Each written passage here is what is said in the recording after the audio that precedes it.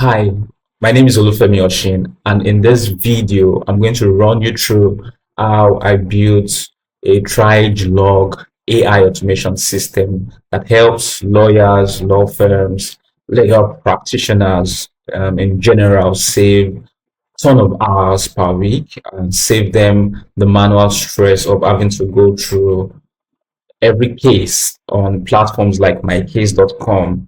And this automation system summarizes the case, makes decision for them, and sends an email template to the client. So I'm just going to run you through on the features of this AI automation system. This is the AI automation system.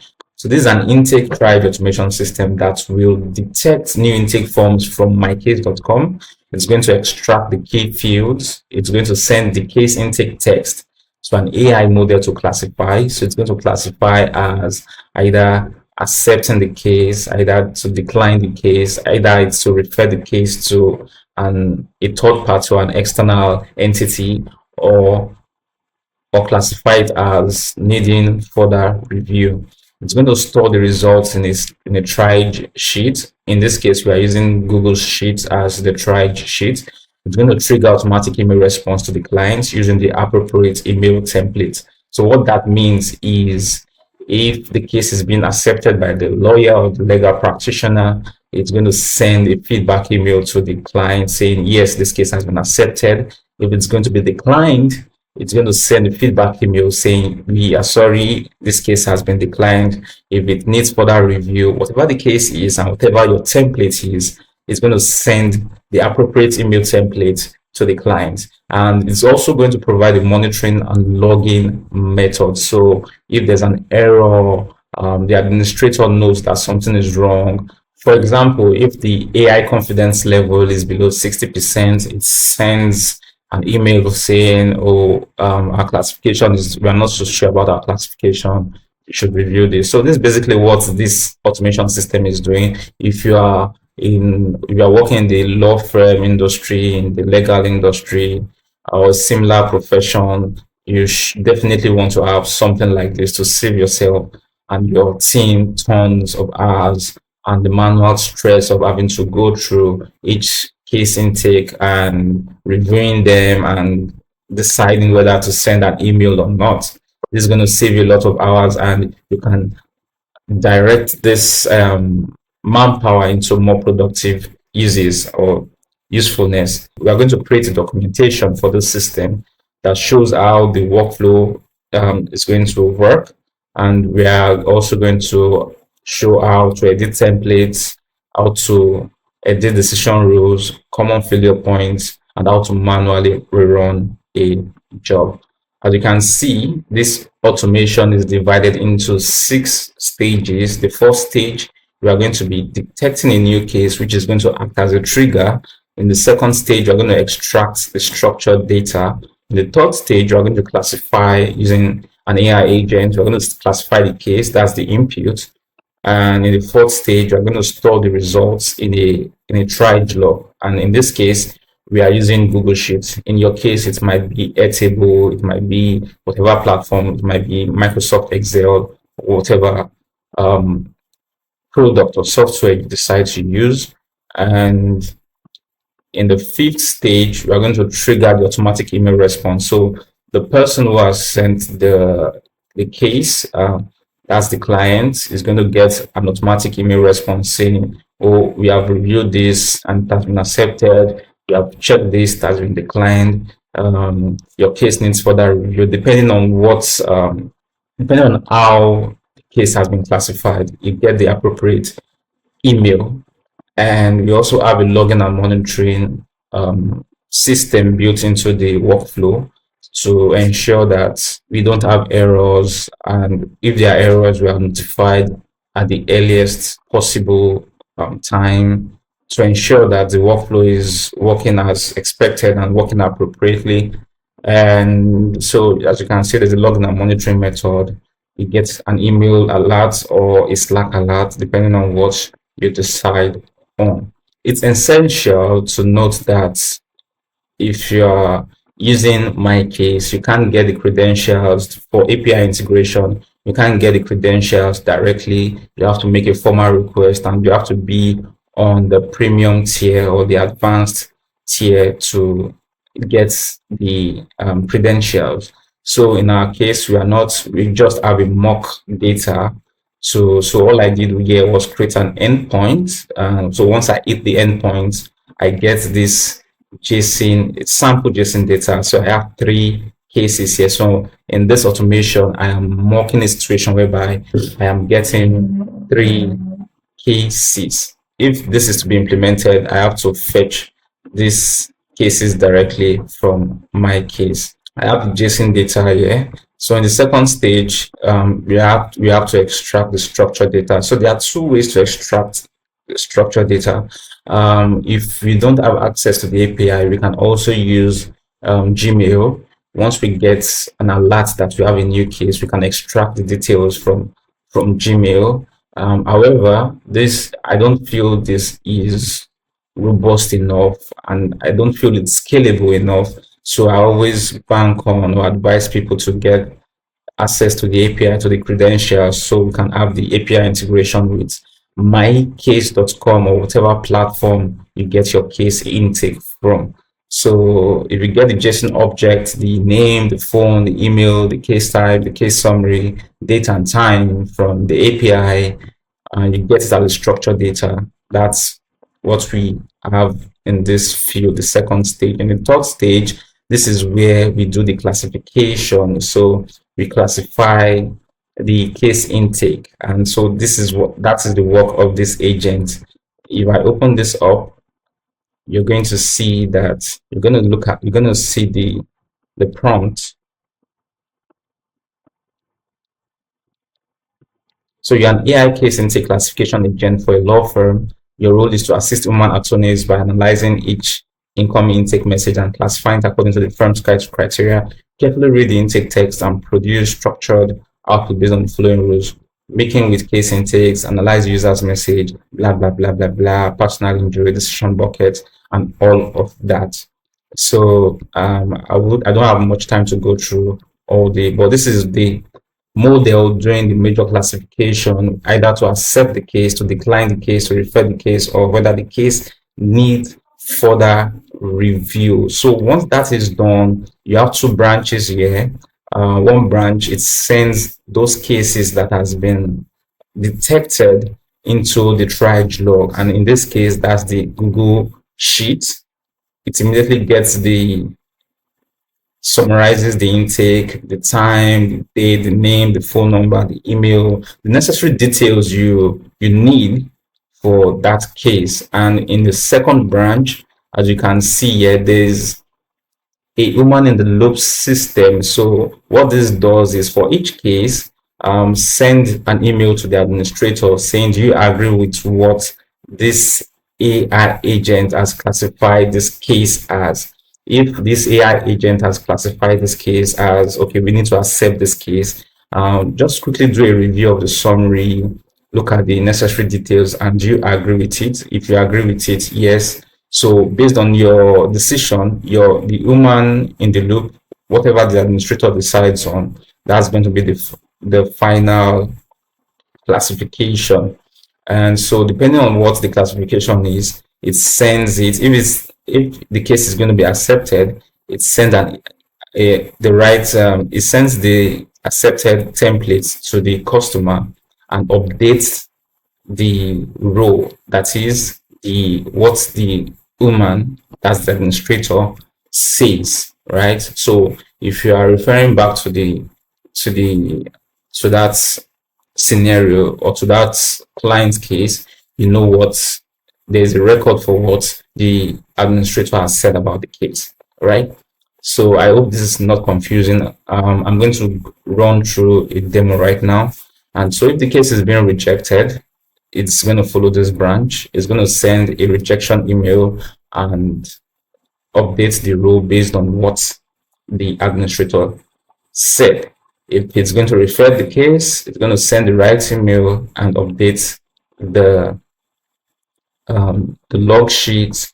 If it's about needing further information, it's going to send the right email and update the log. Shit. I hope that is understood. So right now, enough of the theoretical explanation, and I'm just going to demonstrate this quickly to show you how it works. And so I will click on execute workflow. So you can see it's running, it hits the endpoint, receive the data. So it's classifying. So we should get 3 items here. Waiting. So that's done. So we got 3 items, as you can see. Then so I received an email. I just got an alert on my phone, and I'll just check the triage log right now. Okay, so I will scroll to the last part. Okay, so these are fictitious case intake dates that I have added to the JSON object. Um, this read, this is Marcus, this is Anna, and this is Tiffany. And as you can see, it's got the name, the last name, the email, the phone number, the case summary. Marcus was beaten by his neighbor's uncontrolled dog, causing an injury that needed stitching. The responsible parties are aware but refuses to pay for medical expenses. Anna was injured in a multi-car accident involving an 18-wheeler. She was treated in the ER for severe pain in her ribs and shoulder. Tiffany slept on a wet floor at a grocery store, sustaining a fractured wrist. She was unable to work for 6 weeks, blah, blah, blah. So what are the key facts? And the case incident date, how do we flag the case, urgency, client behavior, urgency, complexity, urgency, client behavior, case type, personal injury, or is it a personal injury case, or employment? What's the other type of case again? Employment, yeah. Personal injury, personal injury, personal injury. So we have personal injury and we have employment. So it classifies based on the case as well. And AI classification, accept the case, needs further review. AI confidence level, I'm 90% sure. So the AI is telling you now that it's 90% sure about its classification. It's telling you that it's 80% sure about this classification. It's telling you here that it's 70% sure about its classification. So why am I sure? That's the AI also telling you why it's sure. The firm can accept this case because it involves personal injury caused by a dog owned by a neighbor. Based on the given facts, the dog owner could be held liable for the injury. The fact that the dog has a history of biting adds strength to the case. It is an urgent case considering the client's medical expenses and the fact that the dog could potentially others. So it's giving reasoning for its confidence level. So we haven't added the final decision yet. And however, when I add the final decision, it's not going to appear yet because the node I use updates the first, so it's going to change this, right? Because this appears to be like the first. When I was testing, this came up first. So because I'm testing multiple times, it keeps repeating itself. So I just wanted to know that once I update the case, it's going to be the first 3 items that's going to be updated, like the final decision. Yeah. So and it's also going to let you know if the email template has been sent to the client. So I'm just going to check my email right now to respond, because if you look at this, it's still waiting for our response. It's waiting for our response. None of this has worked yet, so we have to respond to it via email. I'm going to close this. I'm going to close this. So as you can see, this is a new email, 8:43 p.m. So I'm just going to respond to this. Open this up and respond. So as you can see, the case summary: Marcus read that a dog bite injury caused by his neighbor's dog that was not on the leash, blah blah blah. Key facts: client was bitten by neighbor's dog. The same thing we have on the triage log sheet: flags, urgency, AI decision bucket, accept case, confidence level 8%, reason for the confidence level. This case involves personal injury. Do you agree with my selected decision bucket, or will you like me to change decision bucket on triage log? The triage log decision bucket options are accept case, reject case, refer out, needs further review. I'm just going to click on this and say, okay, let's accept this case. Or I say this is good, let's accept it. So I'm going to say this is good, this is good classification. Let us accept it. I'm going to submit it.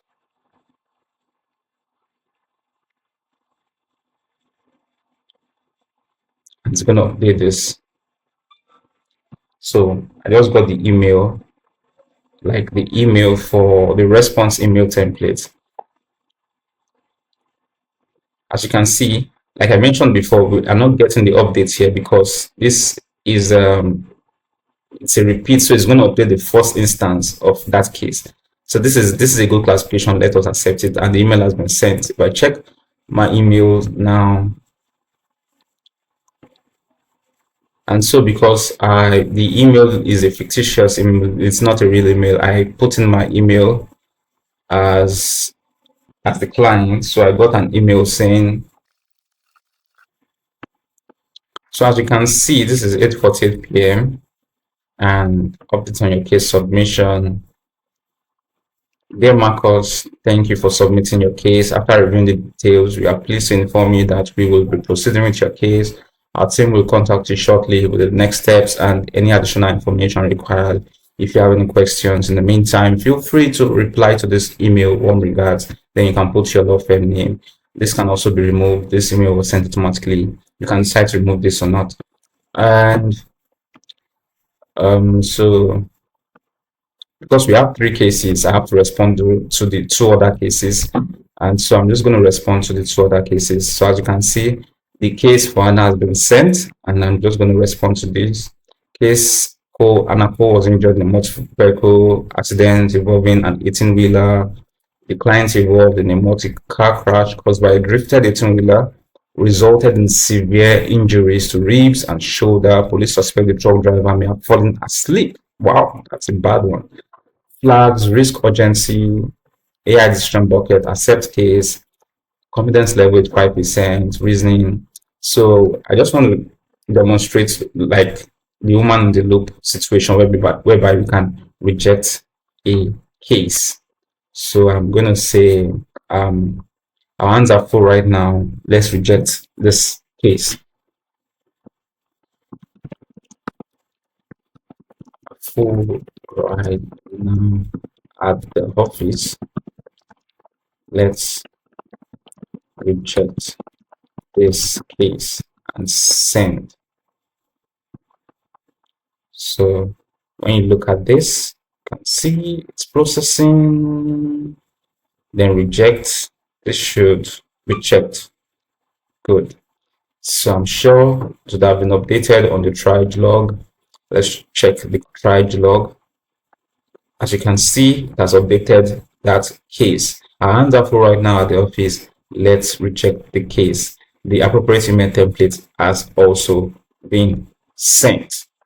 And when we look at the email, we can see